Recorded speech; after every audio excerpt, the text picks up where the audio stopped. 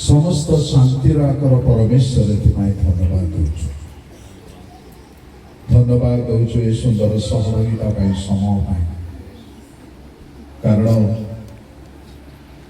Samuel घंट को परिवार को तुम हाथ में समर्पण कर अनेक अभाव अनाटन समस्या परीक्षा मध्य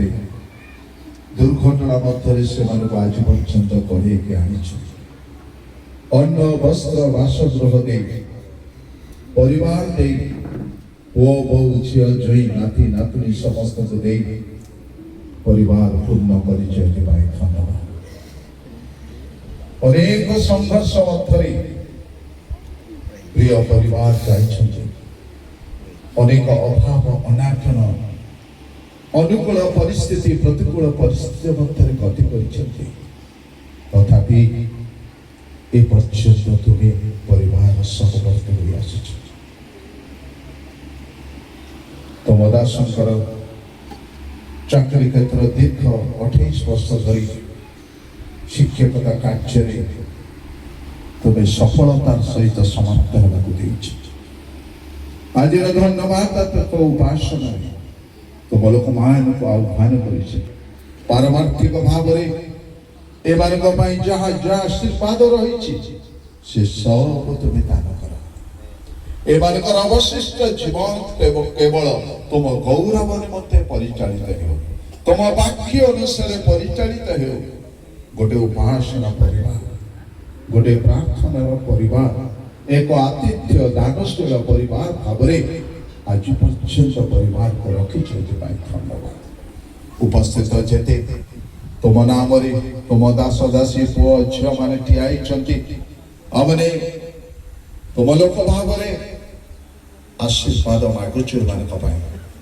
एमान जीवन में संपूर्ण सुरक्षा आशीर्वाद अवशिष्ट जीवन तुम ठारे समर्पित हो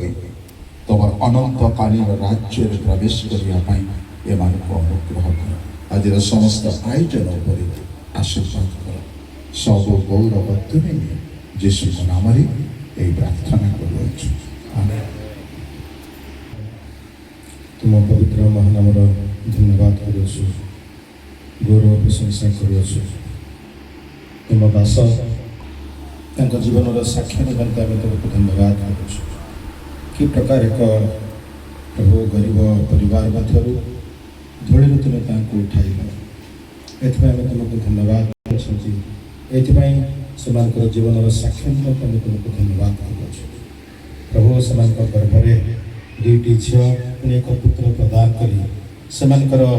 परिवार गठन तुम्हें कर धन्यवाद कर 28 वर्ष एपरी जीवन नहीं तुमको धन्यवाद कर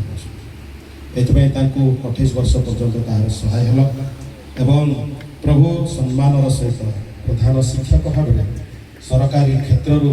अवसर नेबार सौभाग्य प्रदान कर एवं एवं प्रभु से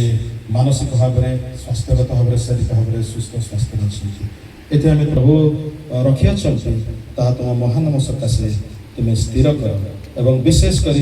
तुम निमंते से व्यवहार कर से पिला परिवार निमंते से भविष्य निमंते मैं प्रार्थना करुछु दयाकर तुम आशीर्वाद कर ए प्रकार साक्ष्य जीवन अधिक अधिक जितबरी वृद्धि पाइब तुम्हें आशीर्वाद कर धन्यवादार्थक प्रार्थना रे प्रभु आम समस्त को तुम लोक मैंने बुली जानी तुमरी लोक तुम सेवक सेविका बोली आम को प्रभु अंशी कराई प्रभु ए धन्यवाद दूँ समस्त उत्तमता मंगल आशीर्वाद